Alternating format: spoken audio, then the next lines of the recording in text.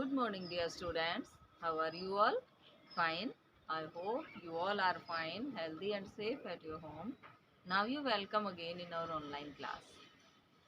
हमारी जो ये क्लास है विद इन 4 days बाद हो रही है। हमने अपनी प्रीवियस क्लास में लेसन 12 रिवीजन में ले लिया था। Today we discuss lesson 13। Okay, इसे हमने अपने पोस्ट मिड टर्म एग्ज़ाम के लिए बहुत अच्छे से पढ़ लिया था, बहुत अच्छे से लर्न कर लिया था, बट फिर भी हमारे फाइनल एग्ज़ाम के लिए ये रिवीजन में लेते हैं।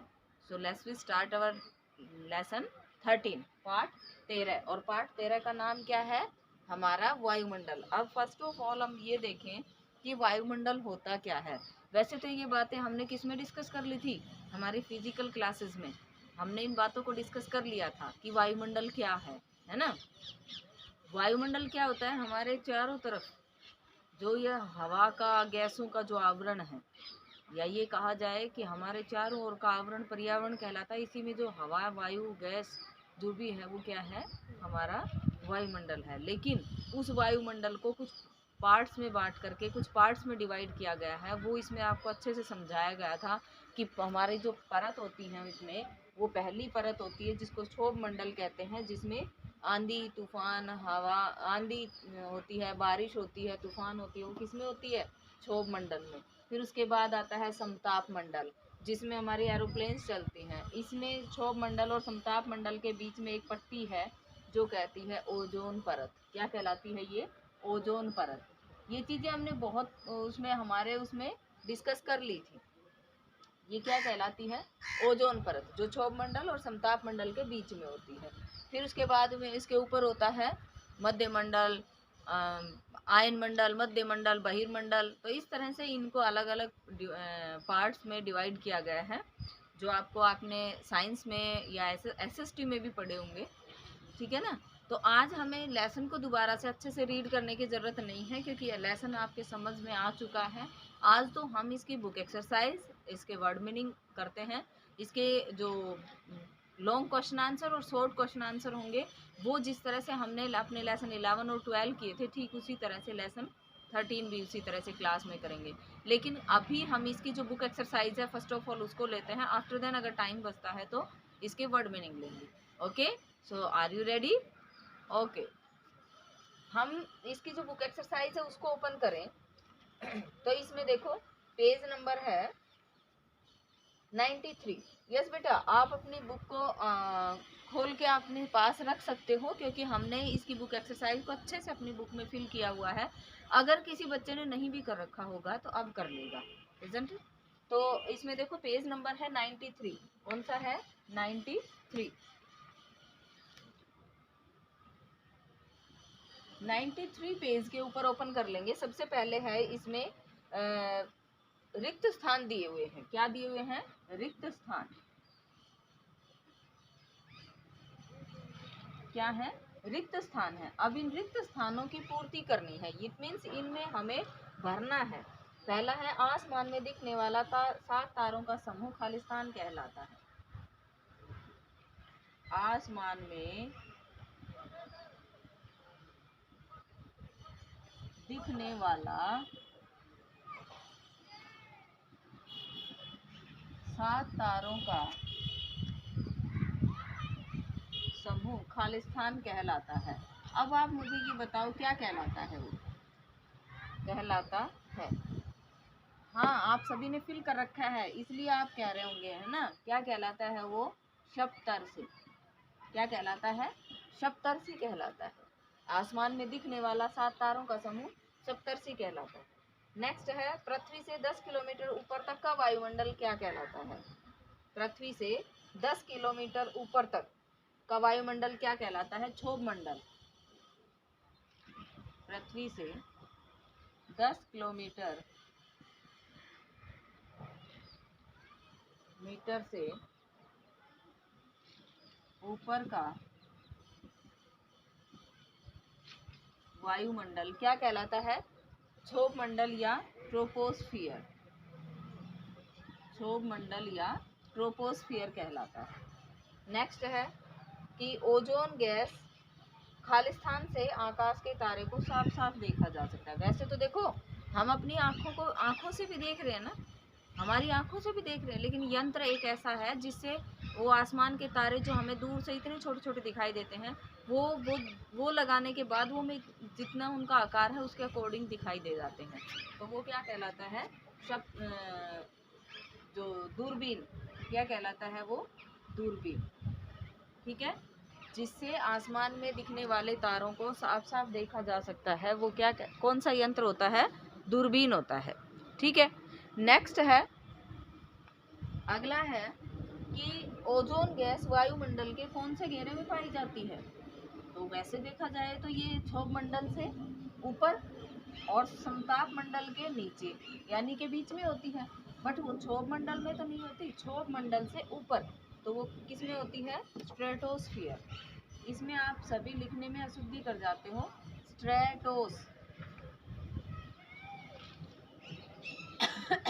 स्ट्रेटोस्फियर इसमें दिखाई देती है, वो देती है ना। नेक्स्ट है, खालिस्तान तीखे गंध वाली अत्यंत ही विषैली गैस होती है। कौन सी गैस होती है तीखी गंध वाली, तो वो होती है ओजोन गैस। बहुत तीखी गंध वाली होती है। गंध का मतलब उसमें जो स्मेल आती है ना, वो गंध का मतलब क्या होता है, जो उसमें स्मेल आती है वो क्या कहलाती है, उसकी गंध। अब अगला है बहुवचन रूप लिखो। क्या है, बहुवचन रूप, इसी पेज के ऊपर है। किस किस का लिखवा रखा है, गैस। गैस का बहुवचन क्या होगा, गैसें। क्या होगा, गैसें। दूसरा है तारा, तो तारे का क्या हो जाएगा, तारे। थर्ड है पट्टी, तो पट्टी का बहुवचन क्या हो जाएगा, पट्टियाँ। क्या होगा, पट्टियाँ। रोटी, तो रोटी का बहुवचन रोटियाँ। हाँ हाँ मुझे पता है, आप सभी को आते हैं। कहानी, तो कहानी का बहुवचन कहानियाँ।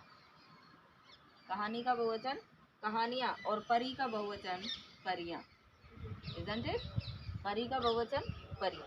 तो वचन बदलो आपको बहुत अच्छे से आते हैं। कोई भी एक शब्द है और उसके अनेक बनाने होते हैं, उसके अनेक वो करने होते हैं, तो हम उसका क्या करते हैं, बहुवचन करते हैं ना। तो ये क्या हो गया, बहुवचन। नेक्स्ट देखो, इसी पेज के ऊपर है कि वाक्य बदल कर लिखने हैं, उसे ही सप्तर्षि कहते हैं। इसको प्रश्नवाचक वाक्य में बनाना है। क्या है, उसे ही सप्तर्षि कहते हैं।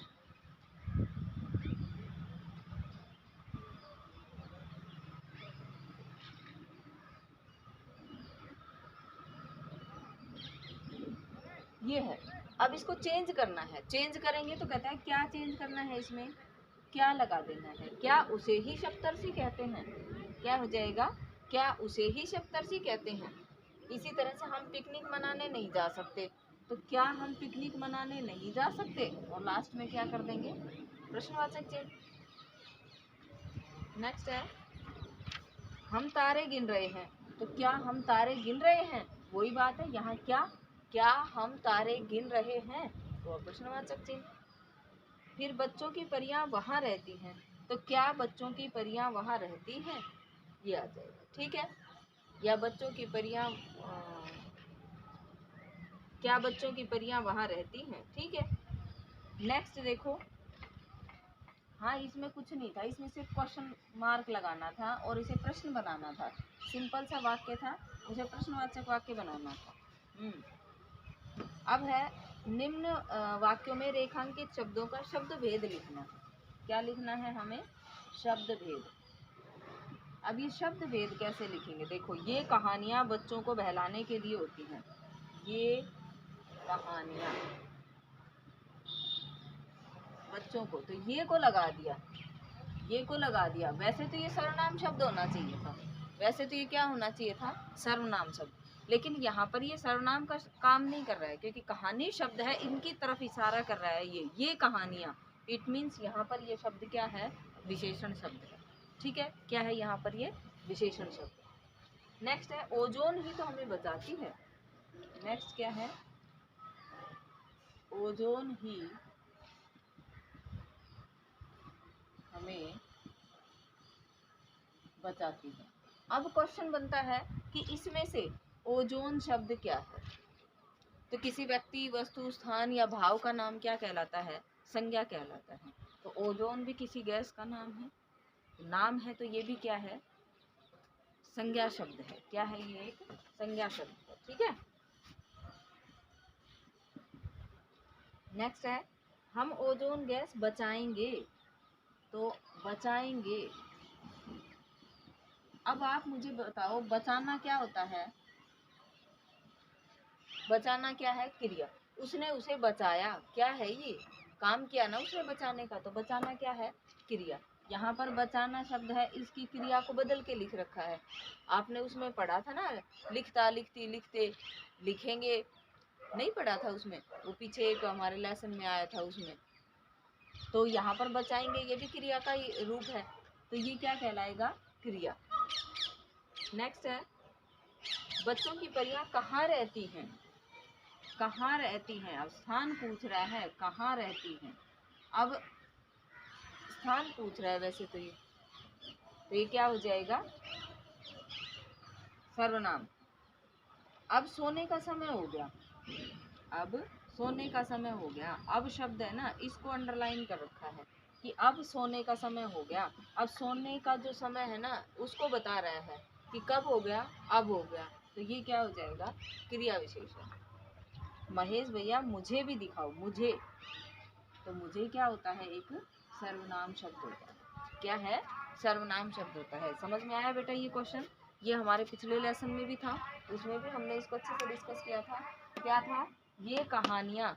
अब ये शब्द है, ये कहानी की तरफ इशारा कर रहा है, इशारा कर रहा है, तो ये क्या हो जाएगा?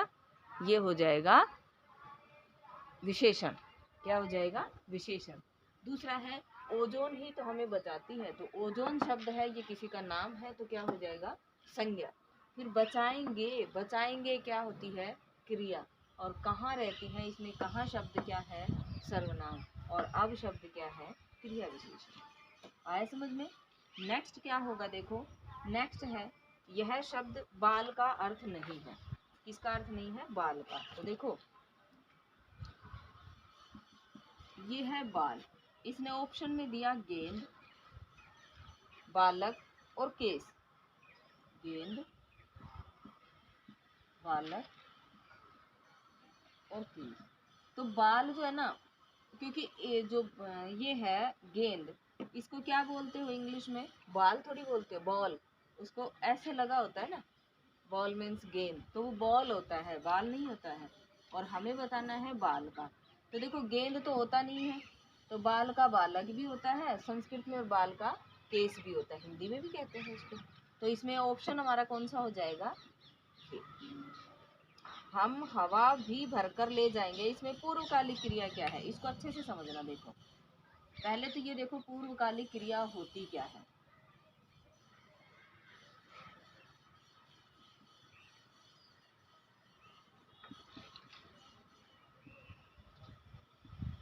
पूर्वकालिक क्रिया, फर्स्ट ऑफ ऑल देखो कि पूर्वकालिक होती क्या है। पूर्व यानी पहले, और काल यानी समय, यानी कि मुख्य क्रिया से पहले यदि कोई क्रिया हो चुकी होती है तो वो क्या कहलाती है?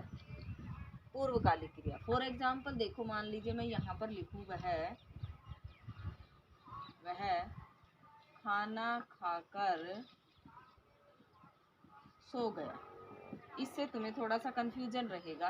1 मिनट। वह आम खाकर सो गया। अब देखो, वह सो गया, मुख्य क्रिया क्या है? सोना। वह सो गया, इट मीन्स ये काम हो गया कि वो सो गया।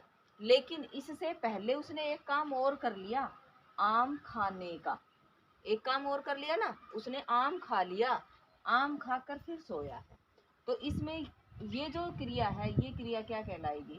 पूर्वकालिक। यानी कि मुख्य क्रिया से किया गया पहले जो काम है वो क्या है? पूर्वकालिक क्रिया। क्यों है?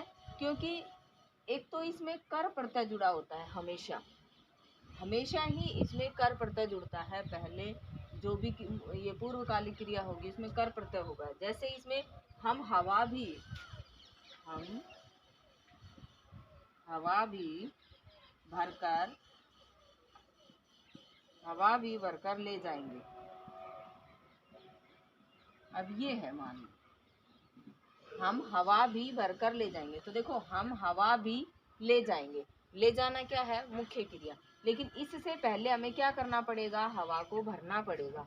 कर पर तभी आ गया, हवा को भरना पड़ेगा तभी तो ले जाएंगे। तो यहाँ पर ये जो शब्द है ये क्या हो जाएगा, पूर्वकालिक क्रिया। ठीक है, आ गया समझ में।